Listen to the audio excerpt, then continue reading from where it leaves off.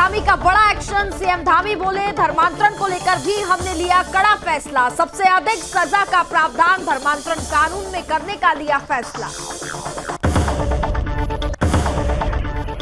हरिद्वार में पुलिस और बदमाशों के बीच हुआ एनकाउंटर में एक बदमाश के पैर में गोली लगने से हुआ घायल को कराया गया अस्पताल में भर्ती। मामले में आगे जांच जारी।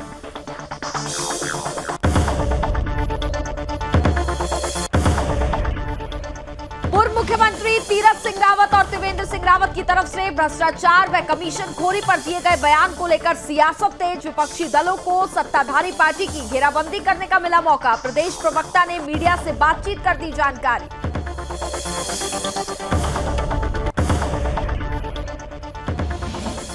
धर्मस्व मंत्री सतपाल महाराज ने कहा, धर्मांतरण कानून पर धामी सरकार सख्त। सतपाल महाराज बोले, धर्मांतरण कानून के बनने से जनता को मिलेगा लाभ, अपराधियों को मिलेगी कड़ी से कड़ी सजा। खटीमा में एसडीएम ने की बड़ी कार्रवाई। एसडीएम और सीओ ने रिजॉर्ट में छापेमारी कर अनियमितता पाए जाने पर रिजॉर्ट किया सील। आवश्यक दस्तावेज में पाई गई खामियां। मामले में आगे की कार्रवाई जारी।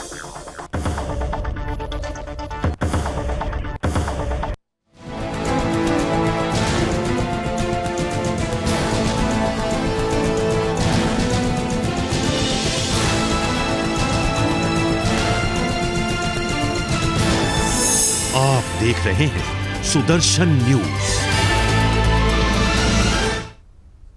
नमस्कार, मैं हूं आपके साथ कनिका अरोरा और आप देख रहे हैं सुदर्शन न्यूज। तो बुलेटिन में बात करेंगे उत्तराखंड की खबरों का। उत्तराखंड के सीएम पुष्कर सिंह धामी ने एक ट्वीट किया। आपको बता दें कि सीएम धामी ने धर्मांतरण को लेकर के ट्वीट किया है। ट्वीट में सीएम पुष्कर सिंह धामी ने कहा कि धर्मांतरण को लेकर भी हमने कड़ा फैसला लिया है। धर्मांतरण पर हम बहुत कठोर कानून बनाने वाले हैं। इसके साथ ही सीएम धामी ने कहा कि हमने देश में सबसे अधिक सजा का प्रावधान इस धर्मांतरण के कानून में करने का फैसला लिया है। तो लगातार देश में जिस तरीके से लव जिहाद की, धर्मांतरण की घटनाएं बढ़ती जा रही हैं, ऐसे में सभी राज्यों को फैसला लेना होगा, क्योंकि अलग अलग राज्यों से हम बात करें तो इस तरीके के मामले सामने आ रहे हैं, जिसको लेकर के उत्तराखंड के सीएम पुष्कर सिंह धामी काफी ज्यादा सख्त नजर आ रहे हैं और उन्होंने खुद ट्वीट किया है। देखिए, ट्वीट भी हम आपको दिखा रहे हैं और ट्वीट में ये साफ तौर पर कहा गया है पुष्कर धामी की तरफ से कि धर्मांतरण को लेकर के सरकार सख्त कदम बनाएगी, जिससे कि जनता को भी लाभ मिलेगा और साथ ही जो लोग इस तरीके के कार्य को बढ़ावा दे रहे हैं उनको कड़ी से कड़ी सजा दी जाएगी। तो यानी कि इसको लेकर के अब सरकार काफी ज्यादा गंभीर नजर आ रही है और जल्द से जल्द बताया जा रहा है कि इस पर कोई कड़ा कानून बन सकता है, जिससे कि उत्तराखंड में भी इस तरीके के मामलों पर रोक लग सके। अगर हम उत्तराखंड की भी बात करें तो उत्तराखंड से भी आए दिन लव जिहाद हो या धर्मांतरण की खबरें सामने आती है, जहां पर हिंदुओं पर लगातार अत्याचार किया जा रहा है, जिसको लेकर के सरकार अब काफी ज्यादा गंभीर नजर आ रही है और सरकार का यही कहना है कि इस पर जल्द से जल्द एक सख्त कानून लाया जाएगा।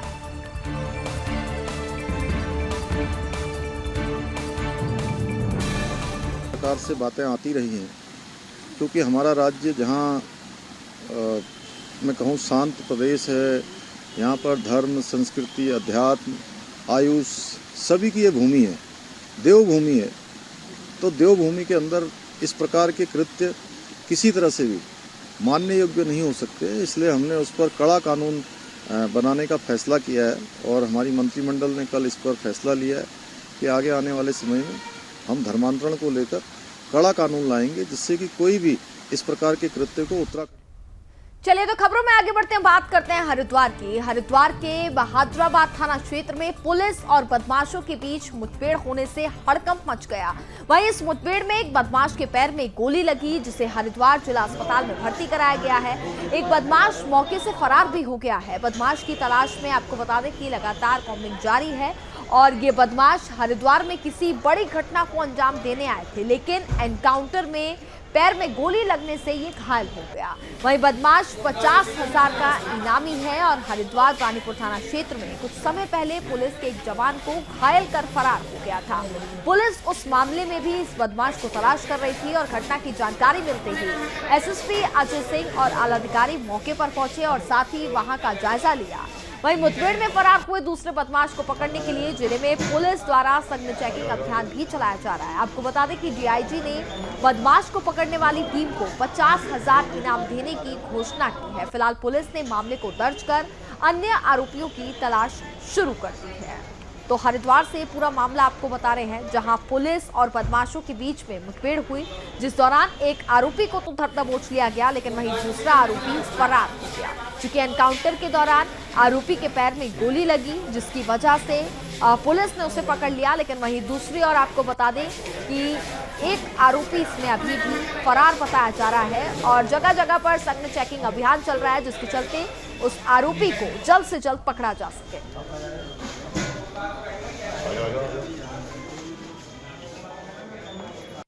अब देखिए, ये प्रातः करीब 8-8:15 के बीच में हमारी चेतक जो है पथरी रोड पुल पर जो रूटीन की चेकिंग और उसमें घूमते हैं, उसमें एक सूचना मिली कि 2 संदिग्ध लोग वहाँ पर थे। जब उनको एक रूटीन तलाशी के रूप में रोकना चाहा तो वो जंगल की तरफ भागे और शक होने पर चीता वाले जो हमारे चेतक वाली जो पुलिस थी वो भी गए पीछे, लेकिन एक हवा में फायर किया गया जिससे वो समझ गए कि बदमाश है। तो तत्काल इसकी सूचना जो है सेट के माध्यम से उच्च अधिकारीगण को सभी को दी गई थी। इसमें चूँकि आज परेड थी शुक्रवार की और सभी ज़्यादातर अधिकारीगण और सभी लोग फोर्स वहाँ मौके पर ही थे, सबको तत्काल रवाना किया गया मौके से और एसओ बहादुराबाद की टीम और सभी को अलर्ट किया गया। और इसके बाद जो है जब टीम वहाँ पहुँची तो घेराबंदी करने के बाद जो एक व्यक्ति था वो भी जंगल की तरफ। उत्तराखंड के पूर्व मुख्यमंत्री तीरथ सिंह रावत त्रिवेंद्र सिंह रावत के द्वारा भ्रष्टाचार व कमीशन खोरी को लेकर के दिए गए बयान पर सियासत तेज हो गई है, जहां एक और इन दोनों वरिष्ठ नेताओं के बयान से विपक्षी दलों को सत्ताधारी पार्टी व सरकार की घेराबंदी करने का मौका मिल गया है। वहीं सरकार बीजेपी इन दोनों के बयानों से असहज भी दिखाई दे रही है। हालांकि माना जा रहा है कि इन बयानों का पार्टी के वरिष्ठ नेताओं ने संज्ञान लिया है, जिस पर बीजेपी प्रदेश अध्यक्ष महेंद्र भट्ट को दिल्ली बुलाकर के वार्ता भी की गई है। हालांकि इस पूरे मामले पर बीजेपी की ओर से प्रदेश प्रवक्ता वीरेंद्र बिष्ट ने मीडिया से बातचीत करते हुए कहा कि ये दोनों ही पार्टी के वरिष्ठ नेता हैं, पूर्व मुख्यमंत्री रहे हैं। अगर उनके द्वारा इस तरह का कोई भी मामला आया है तो सरकार और संगठन उसका संज्ञान लेंगे। और रही बात बीजेपी प्रदेश अध्यक्ष की वरिष्ठ नेताओं से मुलाकात की, तो प्रदेश अध्यक्ष संगठन के कार्यों से अवगत कराने के उद्देश्य से दिल्ली में है और उनकी संगठनात्मक कार्यक्रमों को लेकर के पार्टी के वरिष्ठ नेताओं से मुलाकात है। तो यानी कि अगर हम बात करें तो पूर्व मुख्यमंत्रियों के बयानों की वजह से काफी ज्यादा सियासत गर्म हो गई है, जिसके चलते अब भारतीय जनता पार्टी के नेताओं में भी कहीं ना कहीं नाराजगी देखने को मिल रही है। और वहीं दूसरी ओर इस पूरे मामले से कहीं ना कहीं कोई भी बयान देने से बचता हुआ नजर आ रहा है।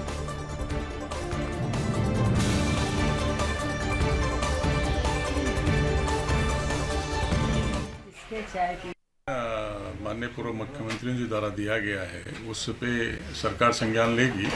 अगर ऐसा कोई संदर्भ है, कोई उनका अनुभव है तो वो सरकार को बताएं और निश्चित रूप से माननीय मुख्यमंत्री जी उसका संज्ञान लेके जो संबंधित अधिकारी और कर्मचारी उनके खिलाफ कार्रवाई करेंगे। प्रदेश अध्यक्ष द्वारा कल मुलाकात भी आला कमान से की गई है। प्रदेश अध्यक्ष जी दिल्ली गए हैं, उनका एक मीडिया का कार्यक्रम था और दूसरे विभिन्न कार्यक्रम उनके दिल्ली में हैं। उस प्रवास से वो दिल्ली में गए हुए हैं माननीय प्रदेश अध्यक्ष। उत्तराखंड में धर्मांतरण कानून को और सख्त बनाने का काम सरकार की तरफ से किया जा रहा है, जिसमें पूर्व में बने एक्ट में धामी सरकार ने संशोधन किया है। आपको बता दें कि धर्मश्रम मंत्री सतपाल महाराज ने कहा कि सजा के प्रावधान में संशोधन किया गया है। 2 साल से 7 साल तक की कड़ी सजा देने का कारण इस एक्ट में किया गया है, ताकि अपराधियों को सजा मिल सके। आपको बता दें कि धर्मस्व मंत्री सतपाल महाराज ने कहा कि कानून के बनने से जनता को लाभ मिलेगा और अपराधियों को कड़ी से कड़ी सजा मिलेगी और साथ ही अपराध भी कम होंगे।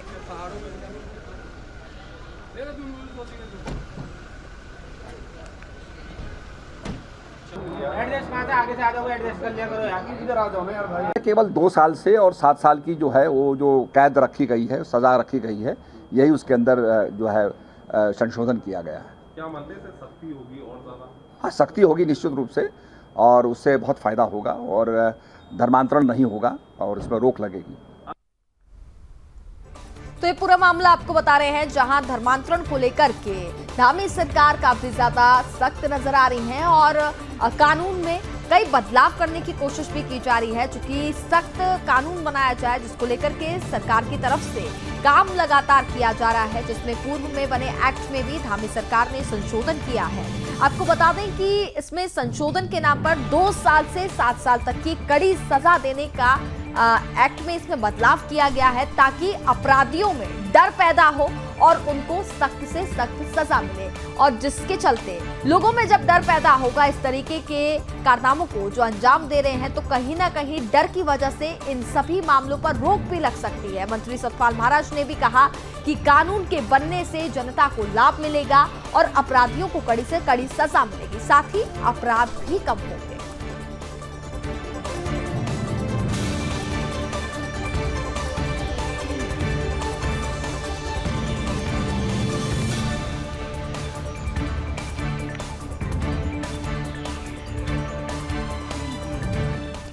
जनपद उधम सिंह नगर में खटीमा क्षेत्र के मझौला पोलीगंज में स्थित एक रिजॉर्ट में खटीमा एसडीएम रविंद्र बिष्ट और सीओ वीर सिंह के नेतृत्व में छापे मारकर उनके दस्तावेज चेक किए गए।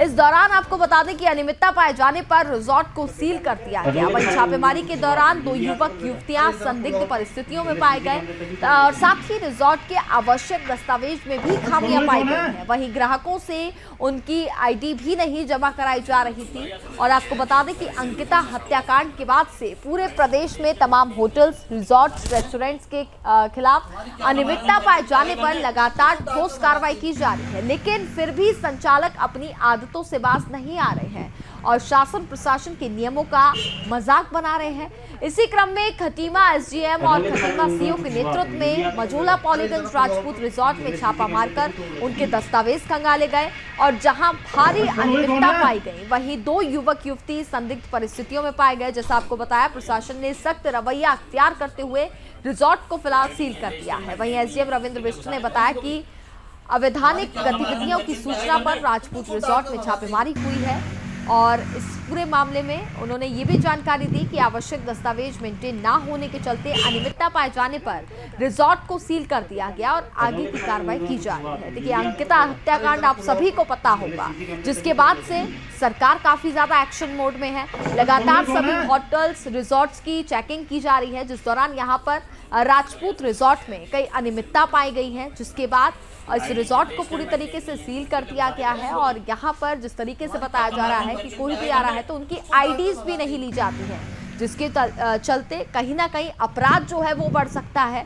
और इस पूरे मामले पर अब प्रशासन सख्त से सख्त कार्रवाई कर रहा है, क्योंकि लगातार चेकिंग अभियान भी चल रहा है, जिसके चलते लेकिन संचालन अपनी आदतों से बाज नहीं आ रहे हैं। कौन है?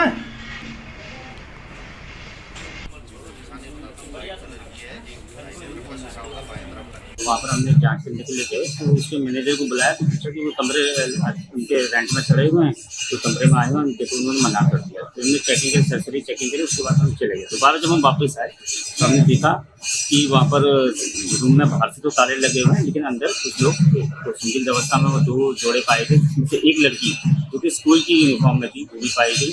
और उसके रजिस्टर वगैरह चेक किए तो कोई भी रजिस्टर उनके द्वारा मेंटेन नहीं किया गया था, सीसी कैमरे उनके काम नहीं कर रहे थे और सारी उसमें कोई भी रजिस्ट्रेशन वगैरह उनके पास वो हमें उपलब्ध नहीं करा पाए। लिहाजा सारी मंत्रियाँ होने के कारण हम इस बार। और अब बात करते हैं हल्द्वानी की। हल्द्वानी में बीजेपी के प्रदेश प्रवक्ता हेमंत द्विवेदी ने पत्रकार वार्ता की है। पत्रकार वार्ता में बीजेपी के प्रदेश प्रवक्ता हेमंत द्विवेदी ने राज्य सरकार की तरफ से कैबिनेट में लिए गए फैसलों को राज्य के लिए ऐतिहासिक बताया।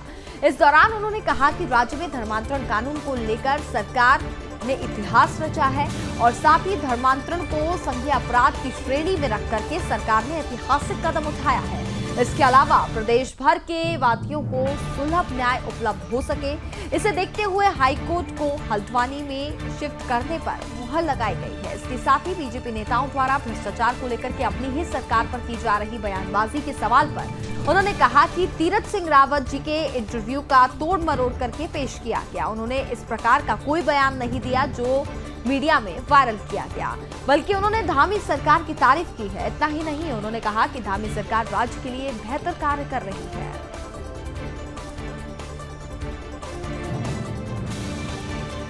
विशेष समिति हमारी सरकार ने बनाई है जो सर्वानुमत लेकर अपराधी जो है कि देखिए, किसी का बयान व्यक्तिगत रूप से कोई बयान क्या कह रहा है मैं उस पर कोई टिप्पणी नहीं करना चाहता हूं, लेकिन मैं ईमानदारी पूर्वक और पूरे विश्वास और भरोसे के साथ ये कह सकता हूं कि सरकार पूरी ईमानदारी से काम कर रही है।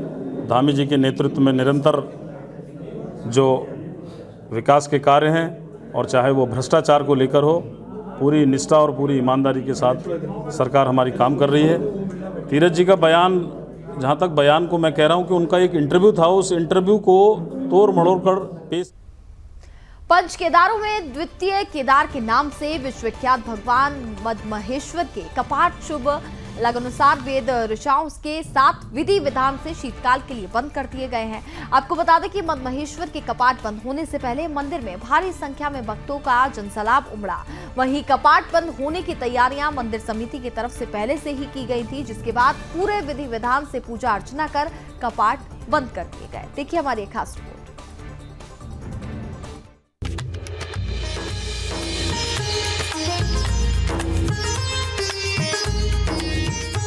पंच केदारों में द्वितीय केदार के नाम से विश्व विख्यात भगवान मदमेश्वर के कपाट वैदिक मंत्रोच्चारण के साथ बंद कर दिए गए। बता दें कि कपाट बंद होने से पहले सुबह से ही मंदिर में भक्तों की रिकॉर्ड भीड़ देखी गई। वहीं भक्तों ने भगवान मदमेश्वर की पूजा अर्चना कर आशीर्वाद दिया और साथ ही देश और प्रदेश की सुख समृद्धि की कामना की। इसके बाद आगामी 6 माह तक भगवान मदमेश्वर की पूजा अर्चना ओमकारेश्वर मंदिर में की जाएगी। मदमेश्वर धाम के कपाट बंद होने के बाद जल विग्रह उत्सव डोली कैलाश से शीतकालीन गद्य स्थल ओमकारेश्वर मंदिर ऊखी मठ के लिए रवाना हो गई है। भगवान मदमेश्वर की जल विग्रह उत्सव डोली रात्रि प्रवास के लिए गोंडार गांव पहुंची, जहां पर ग्रामीणों द्वारा विभिन्न प्रकार की पूजा सामग्रियों से अर्घ्य लगाकर विश्व समृद्धि की कामना की जाएगी। 22 नवंबर से भगवान मदमेश्वर की शीतकालीन पूजा ओमकारेश्वर मंदिर में विधिवत शुरू होगी। भगवान मदमेश्वर की चल विग्रह उत्सव डोली के कैलाश से शीतकालीन गद्य स्थल ओमकारेश्वर मंदिर ऊखीमठ आगमन पर मंसूरा में 3 दिवसीय मदमेश्वर मेले का आगाज रंगारंग धार्मिक व सांस्कृतिक कार्यक्रमों के साथ होगा, जबकि भगवान मदमेश्वर की चल विग्रह उत्सव डोली के ऊखीमठ आगमन पर GIC ऊखीमठ के खेल मैदान में आगामी 20 नवंबर से लगने वाले 3 दिवसीय मदमेश्वर मेले की तैयारियां जोरों पर है।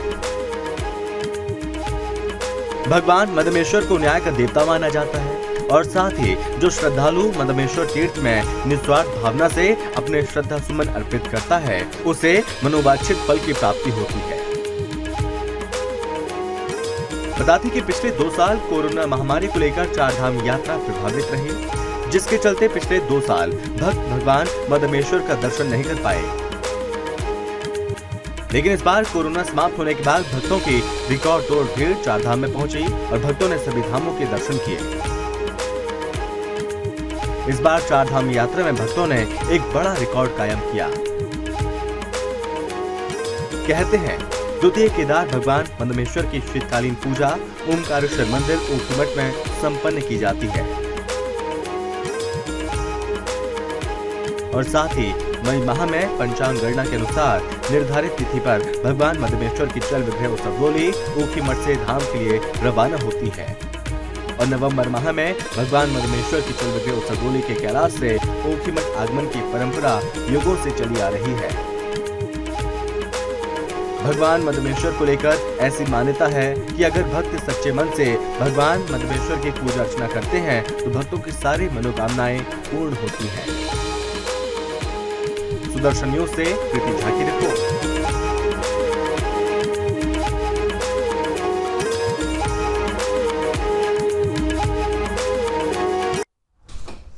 उत्तराखंड के चमोली में जिलाधिकारी हिमांशु खुराना ने गुरुवार को विकासखंड कर्णप्रयाग के नोटी गांव का क्षेत्र का पैदल दौरा करते हुए विभिन्न विकास योजनाओं का स्थलीय निरीक्षण किया है।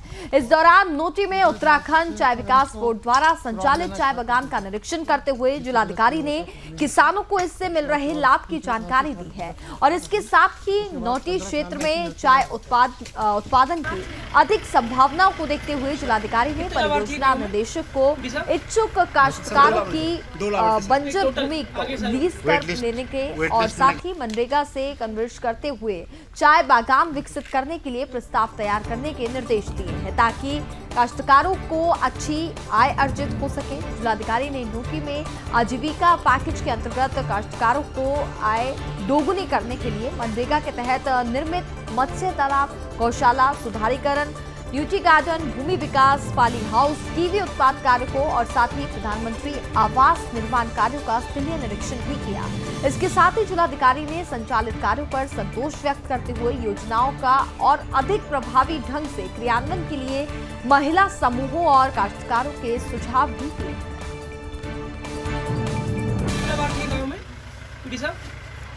आज नौटी गांव में हमारे द्वारा पूरी टीम के द्वारा एक जो मनरेगा के थ्रू जो कन्वर्जेंस के काम है, चाहे फिशरीज़ में है और अन्य कृषि संबंधित एक्टिविटीज़ में है, तो उनका निरीक्षण किया गया। साथ ही साथ जो उत्तराखंड टी बोर्ड द्वारा चाय बागान विकसित किए गए हैं पिछले कुछ वर्षों में, तो इनका निरीक्षण किया गया। तो उनको वही देखा गया कि कैसे इन दोनों क्षेत्रों में और लोगों को इन्वॉल्व किया जा सकता है और कैसे ये एक आजीविका का स्रोत लोगों के लिए बन सकता है, उसी पर चर्चा की गई और जो स्थानीय हैं उनसे भी राय मशवरा किया गया। तो इसी को देखते हुए फिर आगे इन क्षेत्रों में कैसे और हमें डेवलपमेंट करना है, उस पर कार्य योजना बनाई जाए। गढ़वाल विश्वविद्यालय छात्र संघ चुनाव संपन्न हुआ। वहीं गढ़वाल विश्वविद्यालय छात्र संघ चुनाव के बाद बवाल हो गया। आपको बता दें कि निर्दलीय महासचिव प्रत्याशी सूरज नेगी के समर्थकों के साथ मारपीट हुई, जिसमें कई छात्र गंभीर रूप से घायल हो गए। घायलों को अस्पताल में भर्ती कराया गया। वहीं मारपीट को लेकर समर्थकों और स्थानीय महिलाओं ने श्रीनगर कोतवाली में प्रदर्शन कर कार्रवाई की मांग की है। तो इस पूरे मामले में आपको बता दें कि कई छात्र गंभीर रूप से घायल हो गए हैं और इस पूरे मामले पर बात की जाए तो कोतवाली में प्रदर्शन कर कार्रवाई की मांग भी की जा रही है। चूंकि छात्र संघ का चुनाव हुआ था, चुनाव संपन्न होने के बाद ये मारपीट की घटना सामने आई और आपको बता दें कि जिसको लेकर के अब लोगों में गुस्सा भी है, जिसमें कई छात्र गंभीर रूप से चूंकि घायल हो गए हैं। घायलों को अस्पताल में भर्ती करा दिया गया। वहीं मारपीट को लेकर समर्थकों और स्थानीय महिलाओं ने श्रीनगर कोतवाली में प्रदर्शन कर कार्रवाई की मांग की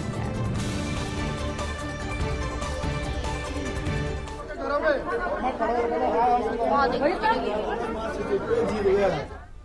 उत्तराखंड के सितारगंज में चीनी उद्योग और गन्ना मंत्री सौरभ बहुगुणा ने किसान सहकारी चीनी मिल में गन्ना पेराई के दूसरे सत्र का विधिवत शुभारंभ किया है।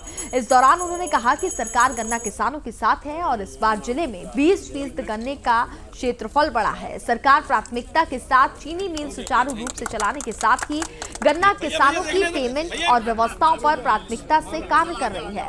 कैबिनेट मंत्री सौरभ बहुगुणा ने कहा कि शुरुआती हालात के अनुसार चीनी मिल को लेकर के असमंजस की स्थिति बनी हुई थी, लेकिन सरकार के अथक प्रयास के बाद चीनी मिल दूसरा पेराई सत्र शुरू करने जा रही है। गन्ना किसानों ने सरकार की नीति पर विश्वास करते हुए इस बार जिले में 20% गन्ने का क्षेत्रफल बढ़ाया है। उन्होंने कहा कि पिछले सत्र में 17.5 लाख क्विंटल गन्ना पेराई हुआ था और इस बार गन्ना पेराई का 27 लाख क्विंटल का लक्ष्य रखा गया है। बीजेपी सरकार मिलकर गन्ना किसानों के साथ कार्य कर रही है। कैबिनेट मंत्री ने कहा कि किसानों की समय पर पेमेंट, चीनी मिल को सुचारू चलाने और व्यवस्थाओं को कल्याणकारी बनाने के सिद्धांत पर ही बीजेपी सरकार काम कर रही है। गन्ना किसानों ने भी प्रदेश सरकार पर भरोसा जताते हुए गन्ना क्षेत्रफल 20% बढ़ा दिया है और सरकार को विश्वास है कि किसान आगे भी गन्ने का क्षेत्रफल बढ़ाएंगे और उन्होंने किसानों से अधिक क्षेत्रफल में गन्ना लगाने की भी अपील की है और कहा है कि गन्ना किसानों के हितों को देखते हुए आगे भी कार्य किए जाएंगे। सितारगंज चीनी मिल जिसके ऊपर बहुत सारी असमंजस की स्थितियाँ बनी हुई थी 21 तक, वो लगातार अपना दूसरा प्राइस तरफ चलाने जा रही है। पिछले वर्ष हमने 17.5 लाख क्विंटल कराया था, इस बार का हमारा लक्ष्य 27 लाख क्विंटल का है। इस बार 20% उधम सिंह नगर में जो है गन्ना क्षेत्रफल बढ़ा भी है, तो इसका मतलब कि किसानों के अंदर भरोसा जगह है कि भारतीय जनता पार्टी की ये सरकार गन्ना किसानों के हित के लिए है, इसीलिए 20% गन्ना हमारा बढ़ा है पूरे उधम सिंह नगर में। मैं विश्वास दिलाता हूँ सितारगंज के और अन्य हमारे क्षेत्रों के गन्ना किसानों को कि सरकार आपके साथ मिल के काम करना चाह रही है, गन्ना उत्पाद बढ़ाना चाह रही है, आपका पेमेंट समय पर हो, आपको व्यवस्थाएं अच्छी मिले, चीनी मिल सुचारू रूप से चले, ये हमारी प्राथमिकता है। तो आप लोग निश्चिंत होकर गन्ना उगाइए, आपके गन्ने की खपत भी होगी। खबरों में आगे बढ़ते हैं। जनपद में उद्यानीकरण के क्षेत्र में स्वरोजगार को बढ़ावा देने के लिए जिला प्रशासन लगातार प्रयासरत है। जनपद के प्रगतिशील काश्तकारों और साथ ही कृषकों को प्रोत्साहित करने और उनकी समस्याओं के समाधान के लिए जिलाधिकारी मयूर दीक्षित गुरुवार को विकासखंड जखौली के तोक सातोली ग्राम चौरा के प्रगतिशील कृषक के फार्म पर करीब 3 किलोमीटर पैदल निरीक्षण किए। आपको बता दें कि जिला योजना राज्य केंद्र सरकार द्वारा संचालित विभिन्न योजनाओं के तहत महेंद्र राज भट्ट द्वारा सेब, कीवी, माल्टा, बड़ी इलायची समेत कई फल सब्जियों का उत्पादन कर रहे हैं। वहीं फार्म का निरीक्षण कर जायजा लेते हुए जिलाधिकारी मयूर दीक्षित ने प्रगतिशील कृषक महेंद्र राज की सराहना करते हुए कहा कि ग्रामीण दूर दराज क्षेत्र में इस तरह के फार्म विकसित होने से निश्चित रूप से आजीविका में वृद्धि होती है, उनसे अन्य किसानों को भी प्रेरणा मिलती है। इस दौरान उन्होंने कहा कि विभागीय स्तर पर ऐसे कृषकों को हर संभव मदद दी जा रही है और इसके साथ ही समय समय पर उनका आवश्यक मार्गदर्शन भी किया जाता है। उन्होंने कहा कि जनपद में ऐसे प्रगतिशील कृषकों से अन्य कृषक प्रेरित हो सके और इसके लिए उनका प्रचार प्रसार भी किया जाना आवश्यक है।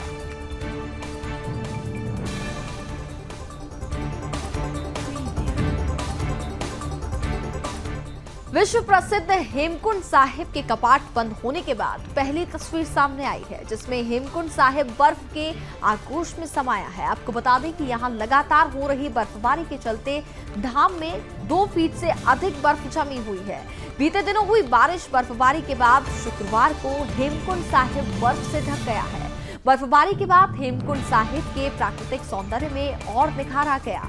अभी हेमकुंड पैदल मार्ग पर रास्ता ठीक करने का काम चल रहा है। हाल ही में गुरुद्वारे के अधिकारियों ने वहां का निरीक्षण किया था और इस दौरान वहां उन्होंने हेमकुंड की तस्वीरें अपने कैमरे में कैद की, जो अद्भुत है। मौसम खराब होने के बाद से ऊंचाई वाले क्षेत्रों में लगातार जमकर बर्फबारी हो रही है।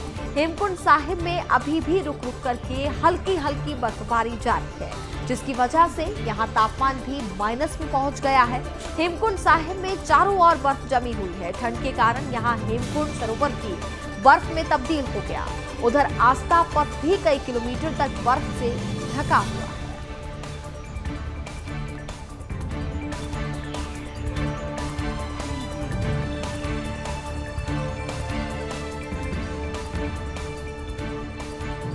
मनमहेश्वर घाटी की ग्राम पंचायत फापंज बरसाल में 33 सालों के बाद पांडव नृत्य आयोजन के 22वें दिन पांडवों ने पर्यटक स्थल देवरिया ताल में तीर्थ स्नान कर विश्व समृद्धि की कामना की। तीर्थ स्नान में पहुंचे अपने भक्तों को पांडवों ने घर परिवार की सुख संपन्ना का आशीर्वाद दिया। वहीं ढोल धमाऊ वाद्य यंत्रों से 7 पांडव पुजारी भक्तगण प्रसिद्ध पर्यटक स्थल देवरिया ताल पहुंचे, जहां पर विधि विधान के साथ पांडवों के अस्त्र शस्त्रों की पूजा अर्चना की गई है। पांडव प्रश्नाओं के देवरिया ताल पहुंचने पर सारी देवरिया ताल ट्रैक पर व्यावसायिक प्रतिष्ठानों के संचालकों ने बड़े उत्साह के साथ पांडव प्रशाओं का फूल माला, सामूहिक अदर्य और साथ ही टीका, चंदन और अस्त्र शस्त्रों को भेंट कर अर्पित कर स्वागत किया।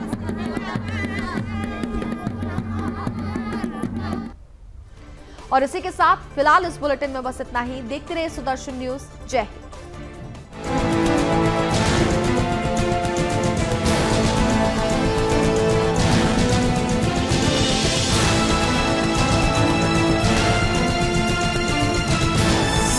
आप देख रहे हैं